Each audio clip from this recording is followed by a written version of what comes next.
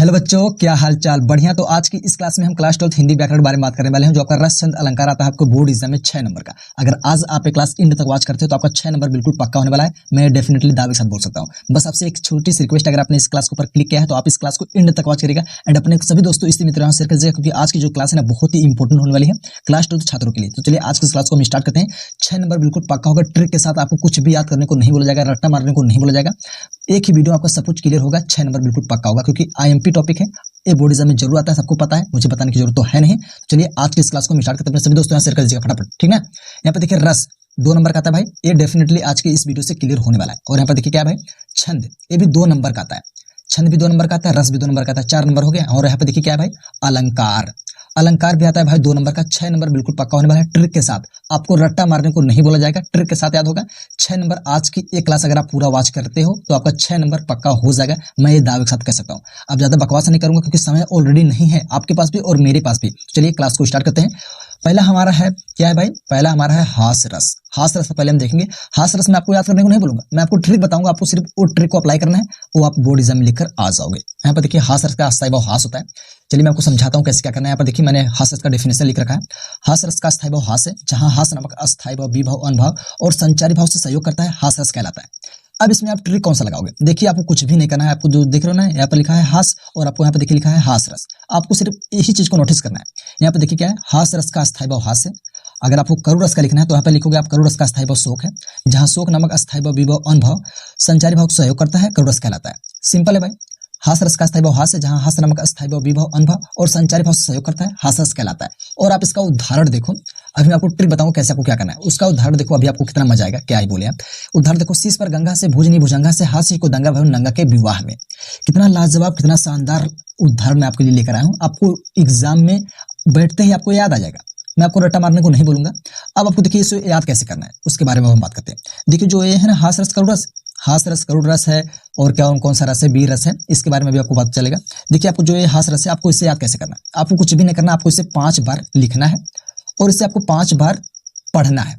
आप जैसे इसको 5 बार लिखोगे, 5 बार पढ़ोगे, डेफिनेटली आपके माइंड में सेट हो जाएगा। ये मैं दावे के साथ कह सकता हूँ। यही ट्रिक है और कुछ भी ट्रिक नहीं है। बस आपको इसे 5 बार लिखना है, 5 बार लिखना है, और इसको आप 5 बार रीड कर लो, पढ़ लो, बस। आप कुछ भी मत करो, आप बोर्ड एग्जाम में जाओगे, आपको डेफिनेटली याद आ जाएगा, आप लिख दोगे, मैं दावे के साथ कह सकता हूँ। आपको लग रहा होगा ना यार हम भूल जाएंगे, भूलोगे नहीं, मैं जानता हूँ, मैं भी ऐसा किया था, तभी मैं आपको बता रहा हूँ। ये ट्रिक है भाई, आप 5 बार लिखो और 5 बार पढ़ो, याद हो जाएगा। एक बार मैं आपको फिर से बताता हूँ।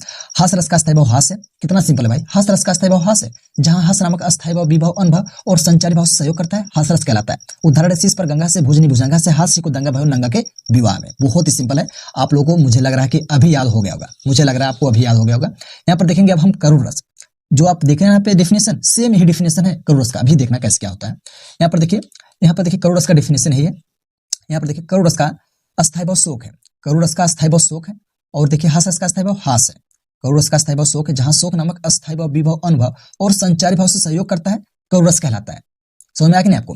यहाँ पर देखिए करुण रस का अस्थायी भाव शोक है, करुण रस का अस्थायी भाव शोक है, जहां शोक नामक अस्थायी भाव विभव अनुभव और संचारी भाव से सहयोग करता है, करुण रस कहलाता है। इसका उदाहरण देखोगे तो आपको होगा वाह यार क्या गजब का उदाहरण आप लेकर आए हो। यहाँ पर इसका उदाहरण देखो, आपको ऐसा उदाहरण खोजने पर भी नहीं मिलेगा, मैं दावे साथ कह सकता हूँ।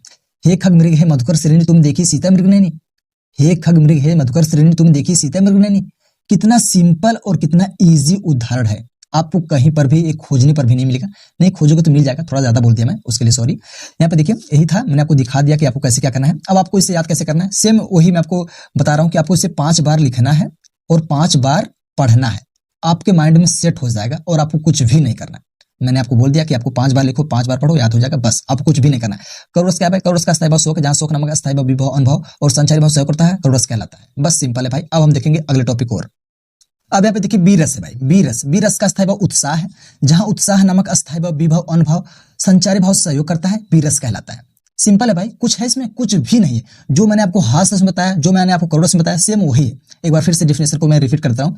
बी रस का अस्थायी भाव उत्साह है, जहां उत्साह नामक अस्थायी भाव विभव अनुभव और संचारी भाव से सहयोग करता है, बी रस की उत्पत्ति होती है, बी रस कहलाता है। सिंपल है। और इसका उदाहरण देखोगे तो कहोगे वाह सर आपने तो गजब कर दिया। यहाँ पर देखिए खूब लड़ी मर्दानी वह तो झांसी वाली रानी थी, खूब लड़ी मर्दानी वह तो झांसी वाली रानी थी। जहां पर वीरता की बात हो वहां पर आपको झांसी रानी की याद आ जाएगी और आप यहाँ पर वो बोर्ड एग्जाम में लिखकर आओगे, आपको डेफिनेटली नंबर मिल जाएगा। ये था, हमने 3 आपको रस बताया, हमने आपको 3 रस बताया। एक है हास रस, हमने बताया आपको हास रस, हास रस हमने बताया आपको, करुण रस बताया, करुण रस बताया हमने, ठीक। और यहाँ पे देखिए हमने आपको बी रस बता दिया। आपको ये 3 रस याद कर लेना है। यही 3 रस अगर आप याद कर लेते हो, आपको बोर्ड एग्जाम में यही 3 रस देखने को एक ना एक जरूर मिलेगा। अगर ये कोई नहीं मिलेगा तो यार ऐसा हो ही नहीं सकता, ऐसा हो ही नहीं सकता। ये जो मैंने आपको 3 रस बताया ना, इसमें से एक रस जरूर आएगा, डेफिनेटली आएगा, क्योंकि बोर्ड एग्जाम में मैं देखा हूं, मैंने प्रीवियस ईयर पेपर देखा है, मॉडल पेपर देखा है, ऑन सॉल्व पेपर देखा, सब कुछ मैं चेक करके तभी आपको बता रहा हूं। आपको 3 ही रस याद कर लेना है, आपका बेड़ा पार हो जाएगा। अब हम बढ़ेंगे अगले टॉपिक की ओर। अब हम देखेंगे छंद। जो देख रहे हो छंद, ये भी 2 नंबर का आता है। इसमें सोठा है, रोला है, मतलब बहुत सारी चीजें हैं। जो बताऊंगा सिर्फ आपको उतना ही पढ़ना है और आपको कुछ भी नहीं करना है, वो भी ट्रिक के साथ। यहाँ पे देखिए चौपाई है, पहले आपको चौपाई मतलब छंद है, छंद में भी चौपाई है, आपको चौपाई आ जाएगा तो आपको चौपाई लिख कराना है, ठीक। यहाँ पे देखिए चौपाई आपको हेड डाला है। चौपाई सममात्रिक छंद है, इसमें 4 चरण होते हैं, प्रत्येक चरण में 16-16 मात्राएं होती हैं। बस सिंपल है भाई, क्या लिखा गया है इसमें, कुछ भी नहीं है भाई, आपको कुछ भी करना है नहीं। देखिए चौपाई क्या है, चौपाई सममात्रिक छंद है, इतना नहीं होगा, आपको 5 बार लिखना है, 5 बार पढ़ना है, याद हो जाएगा।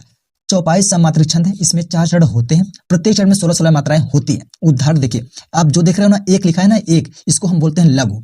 आप देख रहे हो जो एक लिखा है ना, इसको हम बोलते हैं लघु। और जो आपको यस देखने को मिल रहा है, यस, इसको हम बोलते हैं दो, दो, दो बोलते हैं ना, इसको हम बोलते हैं गुरु, गुरु। अभी देखो इसका क्या प्रयोग है, अभी आपको समझ में आ जाएगा। यहाँ पर देखिए, आपको उदाहरण में ही लिखना है, उदाहरण में आपको ही लिखना है। डेफिनेशन तो ये हो गई, चौपाई चौपाई सममात्रिक छंद है, इसके 4 चरण होते हैं, प्रत्येक चरण में 16-16 मात्राएं होती हैं। ये लघु गुरु मैंने आपको बता दिया। अब देखिए उदाहरण क्या है, बिन पग चले सुनु बिनु काना, कर बिनु कर्म करे विधनाना, तनु बिनु बरस नयन बिनु देखा, कहे गृढ़ बिनु बरस अशेषा।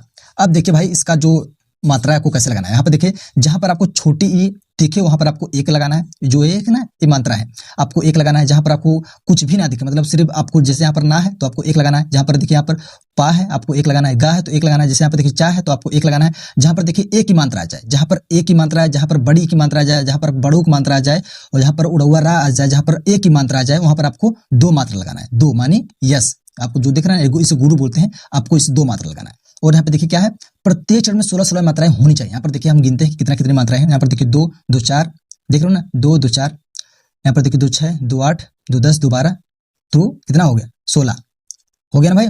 2, 2, 4, 2, 6, 2, 8, 2, 10, 2, 12, 2, 14, 2, 16, 16 मात्रा हो गया इसमें भी, और इसमें भी 16 मात्रा है, इसमें भी 16 मात्रा है, इसमें भी 16 मात्रा है। बस जो डिफिनेशन है वो भी सिंपल है, और जो क्या बोलते हैं एग्जाम्पल, वो भी सिंपल है भाई। कुछ भी करना नहीं, आपको 5 बार लिखना है, 5 बार रीड करना है, आपके दिमाग में फिट हो जाएगा, आप लिख कर आ जाओगे। चौपाई क्या, चौपाई सममात्रिक छंद, इसमें 4 चरण होते हैं, प्रत्येक चरण में 16 मात्राएं होती हैं। और ये लघु है, गुरु है। इसका देखिए जहां पर छोटी की मात्रा आ जाए वहां पर 1 लगेगा मात्रा, और जहां पर आ की मात्रा आ जाए वहां पर 2 मात्रा लगेंगे, समझ रहे हो ना। जहां पर बड़ी की मात्रा आ जाए वहां पर 2 लगेंगे, जहां पर बड़ों की मात्रा आ जाए वहां पर 2 लगेगा। वही मंत्र आपको लगाना सीखना है। आपको 5 बार लिखना है, 5 बार पढ़ना है, आपको याद हो जाएगा। कुछ भी इसमें हवाबाजी मतलब कुछ भी इसमें मतलब 1 3 5 नहीं करना है, आपको सिर्फ यही देखना है। आपको 5 बार लिखना है, 5 बार पढ़ना है, आपके माइंड में सेट हो जाएगा। आप कुछ भी करने की आवश्यकता है नहीं, बस आपको जितना बोलो आपको सिर्फ उतना ही करना है। तो अब हम देखेंगे अगला टॉपिक, यहाँ पर देखेंगे क्या है भाई। अगला टॉपिक है दोहा। अगला टॉपिक है दोहा। दोहा पहले हम देखेंगे डिफिनेशन, दोहा का डिफिनेशन क्या है। यहाँ पर देखिए दोहा क्या है। दोहा अर्ध समात्रिक छंद है, इसमें 4 चरण होते हैं। पहले इसमें 4 चरण होते हैं, पहले व तीसरे चरण में 13 मात्राएं होती हैं, 13 मात्राएं होती है, और दूसरे तथा चौथे चरण में 11 मात्राएं होती हैं। समझ में आ रहा है कि नहीं आपको। ये है डिफिनेशन, आपको थोड़ा सा इजी है, आप इसे याद कर लोगे, मुझे पता है। दोहा अर्ध समात्रिक छंद है, इसमें 4 चरण होते हैं, इसमें 4 चरण होते हैं। इसके पहले व तीसरे चरण में 13 मात्राएं होती हैं, और दूसरे व चौथे चरण में 11 मात्राएं होती हैं। यह था डिफिनेशन। अब मैं आपको बताता हूँ एग्जाम्पल कैसे लिखना है और आपको उससे कैसे याद करना है। यहाँ पर देखिए उदाहरण क्या है भाई। मेरी भव बाधा हरो, राधा नगरी सोए, जा तन की सोई पर श्याम हरित दूती होए। भाई बहुत ही सिंपल, बहुत ही लाजवाब, बहुत ही इजी उदाहरण है। अगर आप सीरीज में देखोगे तो आपको इससे डिफिकल्ट ही उदाहरण मिलेगा, आप उसे याद भी करोगे। मैं आपको इजी बता रहा हूँ, आप उसे याद नहीं कर पाओगे। आपको कुछ करना नहीं, आपको 5 बार लिखना है और आपको 5 बार पढ़ना है। आप उसको आपके माइंड में सेट हो जाएगा, मैं जानता हूँ। कुछ करना नहीं आपको। देखिए मेरी भव बाधा हरो, यहाँ पर देखिए इसमें क्या भाई, यहाँ पर देखिए ये जो देख रहे हो ना, इसे 2 बोलते हैं। 2 मात्राएं हैं, 2 मात्राएं हैं। मैंने आपको बोला था जहां पर एक की मात्रा आ जाए, जहां पर बड़ी की मात्रा आ जाए वहां पर 2 मात्राएं लगेंगे। जहां पर देखिए भा है वहां पर एक ही मात्रा है। वहां पर देखिए वाह है वहां पर 1 मात्रा है। यहाँ पर देखिए बाधा मतलब जहां पर आ की मात्रा है वहां पर भी 2 मात्राएं लगेंगी। जहां पर आ की मात्रा वहां पर 2 लगेंगे। यहाँ पर देखिए हा अकेले, यहाँ पर देखिए 1 मात्रा लगे है। यहाँ पर देखिए हरो, रो है ना, यहाँ पर देखिए 2 मात्रा लगी। यहाँ पर देखिए राधा है। तो आप इसे देख लोगे, अगर आप यार इसे शांत मन से 5 बार लिखोगे, 5 बार पढ़ोगे तो आपको याद हो जाएगा। कुछ इसमें बहुत ज्यादा बात नहीं है। तो अब हम देखेंगे अगला टॉपिक, आप लोग इसे तैयार कर लीजिएगा। अब हम देखेंगे सोठा। देखिए जो मोस्ट इंपोर्टेंट है, आपके पास समय नहीं है, मेरे पास भी समय नहीं है। मैं आपको जो बता रहा हूँ आपको सिर्फ उतना ही करना है। आपको देखिए दिमाग नहीं लगाना, कुछ एक्स्ट्रा दिमाग लगाओगे भाई आपका दिमाग इधर उधर भटेगा। आपको जितना बोला जाए आप उतना सिर्फ करो, ठीक है ना भाई। बस अब हम देखेंगे सोठा देखेंगे। सोठा भी बहुत इजी है। देखिए यहाँ पर क्या लिखा हुआ है, बहुत ही इजी आपको लिखा हो, सोचा कि आप लोग याद कर लोगे, बोर्ड एग्जाम में अच्छा नंबर भी आ जाएगा आपका। सोठा दोहे का उल्टा होता है। सोठा दोहे का उल्टा होता है। इसके 4 चरण होते हैं। पहले व तीसरे चरण में 11-11 मात्राएं होती हैं और दूसरे व चौथे चरण में 13 मात्राएं होती हैं। बहुत इजी भाई, एक बार डिफरेंस और रीड करता हूँ। सोठा दोहे का उल्टा होता है। इसके 4 चरण होते हैं। पहले व तीसरे चरण में 11-11 मात्राएं होती हैं और दूसरे व चौथे चरण में 13 मात्राएं होती हैं। बस सिंपल है भाई, डिफिनेशन सिंपल है। अब आपको उदाहरण बहुत सिंपल दिखाता हूँ। यहाँ पर देखिए, ये मेरा फेवरेट उदाहरण है, मैं भी इसे लिखकर आया था और मुझे नंबर मिला है और आपको भी मिलेगा। यहाँ पर देखिए, जो स्मृति सिद्ध होए गणनायक करिवर बदन करहु अनुग्रह सोए बुद्धिराज सब गुण सदन होए, वरना आप जय हनुमान ज्ञान गुण सागर जय कपीस तिहुँ लोक जगर रामदूत अतुलित बन जावा अंजर पुत्र पवन सुत नामा। आप इसे भी लिख सकते हो अगर आपका मन कहे तो। अगर आपको हनुमान चालीसा याद है तो आप इसे भी लेकर आ जाओ, जय हनुमान ज्ञान गुण सागर जय कपीस तिहुँ लोक जगर रामदूत अतुलित बन जावा अंजर पुत्र पवन सुत नामा। आपको इसे लेकर आ जाना है, आपको भी नंबर मिलेगा, क्योंकि भाई वो भी सोठा का उदाहरण ही है जो मैंने आपको बताया, जय हनुमान ज्ञान गुण सागर। आप लोग एक बार रिपीट करके फिर सुन लीजिएगा। ये था भाई ना, आप लोग इसे देख लिए। अब मंत्र तो लगा ही लोगे, मुझे पता है। अगर नहीं लगा पाओगे तो आप 5-6 बार लिखेगा तो आपको जानकारी हो जाएगी। क्या करना है भाई, जहां पर एक की मात्रा है वहां पर 2 मात्रा लगेंगी, जहां पर बड़ी की मात्रा है वहां पर 2 मात्रा लगेंगी, जहां पर बड़ो की मात्रा है वहां पर 2 मात्रा लगेंगी, जहां पर आ की मात्रा है वहां पर 2 मात्रा लगेंगी। जैसे यहाँ पर देखिए सदन, यहाँ पर देखिए कुछ भी नहीं, कोई मात्रा नहीं। सा है, सा पे 1 मात्रा लगा, दा है, दा पे 1 मात्रा लगा, ना है, ना पे 1 मात्रा लगा। यहाँ पर देखिए शुभ है, भाई शुभ में कुछ नहीं। यहाँ पर देखिए छोटा हुआ है, यहाँ पर देखिए 1 मात्रा लगा है। और आपको दिखाता हूँ, यहाँ पर देखिए जो सुमृति, यहाँ पर देखिए जो सुमृति है ना, जो मतलब ओ की मात्रा है, तो यहाँ पर देखिए 2 मात्रा लगी है, तो आप उससे देख लीजिएगा। यहाँ पर देखिए नायक, नायक में देखिए ना है, ना पे की मात्रा है, यहाँ पर देखिए 2 मात्रा लगी है, तो आप इसे देख लीजिएगा, कोई बहुत बड़ी बात नहीं है। 5 बार लिखोगे, 5 बार पढ़ोगे तो याद हो जाएगा, कुछ भी बात नहीं है। क्योंकि आपके पास समय नहीं है कि मैं आपको इतनी देर तक समझाऊं, 1-2 घंटे में आपको समझाऊं, आधे घंटे तक, तो वीडियो देखने में ही आपका समय चल जाएगा। तो आप याद कब करोगे, मतलब इसे आप तैयार कब करोगे। यहाँ पर देखिए अलंकार है। अलंकार में पहले हम देखेंगे रूपक अलंकार, बहुत ही ईजी है, बहुत ही शानदार है, बहुत ही लाजवाब है। रूपक अलंकार हम देखेंगे। यहाँ पर देखिए क्या है भाई, वह अलंकार जिसमें समान वर्णों की बार बार आवृत्ति हो, समान वर्णों की बार बार आवृत्ति हो, अनुप्रास अलंकार कहलाता है। मतलब देखिए क्या सिंपल भाई, कोई शब्द है उसकी बार बार आवृत्ति हो, मतलब वो बार बार आ रहा है और उसे हम अनुप्रास अलंकार बोलते हैं। वही डिफिनेशन ना, वह अलंकार जिसमें समान वर्णों की बार बार आवृत्ति हो, मतलब बार बार वो शब्द आ रहा है, अनुप्रास अलंकार कहलाता है। और इसमें अब कोई कुछ बात है क्या, कुछ भी बात नहीं भाई, बहुत ही ईजी। अब इसका हम देखेंगे उदाहरण। उदाहरण देखिए बहुत ही इजी है, बहुत ही शानदार है। यहाँ पे देखिए चारों चंद की चंचल क्रीड़े खेल रही हैं जल थल में। अब इससे इजी उदाहरण आपको कहीं पर मिलेगा नहीं। चारों चंद की चंचल क्रीड़े खेल रही हैं जल थल में, बस आपको कुछ नहीं करना है और आपको स्पष्टीकरण में लिख देना है। स्पष्टीकरण लिख दोगे तो आपको बोर्ड एग्जाम में जो एग्जामिनर रहेगा वो समझ जाएगा कि हाँ यार लड़का पढ़ा लिखा है। आपको स्पष्टीकरण में क्या करना है, इन पंक्तियों में 4 वर्णों की बार बार आवृत्ति हुई है, बस आपको इतना लिख देना है। अतः अनुप्रास अलंकार है। बहुत ही ईजी, बहुत ही शानदार, बहुत ही लाजवाब, आपको नंबर तुरंत मिल जाएगा। अब हम देखेंगे यमक अलंकार। भाई यमक अलंकार देख लेते हैं, उसके बाद फिर दूसरा अलंकार देखेंगे, फिर उसके बाद हम एंड करेंगे क्लास को। यहाँ पर देखिए यमक अलंकार क्या है भाई, यमक अलंकार का अर्थ है युग्म अर्थात जोड़ा। वह अलंकार जिसमें कोई शब्द एक से अधिक बार आए परंतु उसके अर्थ भिन्न भिन्न हो, यमक अलंकार कहलाता है। बस आपको सीधा समझ लेना है, कोई शब्द है वो बार बार आ रहा है, कोई भी शब्द वह बार बार आ रहा है और उसका जो अर्थ है भिन्न भिन्न है, अलग अलग है, वही यमक अलंकार है। डिफिनेशन बहुत ईजी भाई, आपके लिए बहुत मेहनत करके ढूंढ के लाया हूं, तो आप लोग इसे व्यर्थ मत जाने दीजिएगा, आप उसे तैयार कर लीजिएगा। अब यहाँ पर देखिए उदाहरण देखिए, काली घटा का घमंड घटा नव मंडल तारक वृंद खिले। बहुत ही इजी उदाहरण है भाई, काली घटा का घमंड घटा नव मंडल तारक वृंद खिले। अब देखिए भाई आपको स्पष्टीकरण दे देना है। स्पष्टीकरण में क्या लिखना है, इस उदाहरण में घटा शब्द 2 बार आया है और दोनों स्थानों पर इसका भिन्न भिन्न अर्थ है। और क्या अर्थ है आपको बता देना है भाई। देखिए घटा मतलब बादल होता है और घटा मतलब घट गया, कम हो गया, ये आपका क्लियर हो गया। अब हम देखेंगे एक नेक्स्ट जो हमारा अगला है अलंकार। अब यहाँ पे देखिए रूपक अलंकार। भाई रूपक अलंकार बहुत इजी है। यहाँ पे देखिए जहां उपमेय में उपमान का आरोप करके दोनों में आभेद कर दिया जाए वहां रूपक अलंकार होता है। उदाहरण क्या भाई, चरण कमल बंदो हरिराई। जहां उपमेय में उपमान का आरोप करके दोनों में आभेद कर दिया जाए वहां रूपक अलंकार होता है, चरण कमल बंदो हरिराई। अभी आप सीरीज में देखोगे ना, इससे डिफिकल्ट डेफिनेशन मिलेगा, इससे डिफिकल्ट आपको एग्जाम्पल मिलेगा, तो आप उसी को याद भी करोगे। मैं आपको यहाँ पर इजी बता रहा हूँ, आपको याद नहीं हो रहा है तो आप लोग इसे याद कर लीजिएगा। बहुत ही इजी है, बहुत मेहनत से आपके लिए ढूंढ कर लाया हूँ। यहाँ पर देखिए भाई आपको स्पष्टीकरण में क्या लिखना है, स्पष्टीकरण में आप देखो क्या लिखना है आपको, यहाँ ईश्वर के चरण अर्थात पैर और कमल में आभेद किया गया है अतः रूपक अलंकार है। अब आपको देखिए उपमा अलंकार लिखना है भाई। उपमा अलंकार लिखकर आपको एंड कर देना है, आपको बस इतना है। यहाँ पर देखिए जब किन्हीं 2 वस्तुओं के गुण आकृति स्वभाव आदि समानता दिखाया जाए तो वस्तुओं की तुलना की जाए वहां उपमा अलंकार होता है। आपको समझ नहीं आया, फिर से एक बार मैं आपको रीड करके सुना दे रहा हूँ।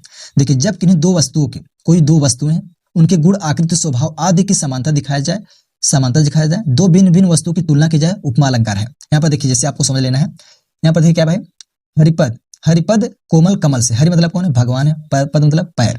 हरिपद मतलब भगवान का पैर कोमल कमल से है। और आपको देखिए स्पष्टीकरण लिख देना है। स्पष्टीकरण आप जैसे लिख दोगे एग्जामिनर समझ जाएगा कि हाँ जो छात्र है, जो स्टूडेंट है, वो पढ़ा लिखा है। उपमेय क्या है भाई? हरिपद है। उपमान क्या है भाई? कमल है। साधारण धर्म क्या है भाई? कोमल है। वाचक शब्द क्या है भाई? से। वाचक शब्द से। बस अगर आप इतना तैयार कर लेते हो तो आपका 6 नंबर पक्का होने वाला है। तो आज के लिए बस इतना ही।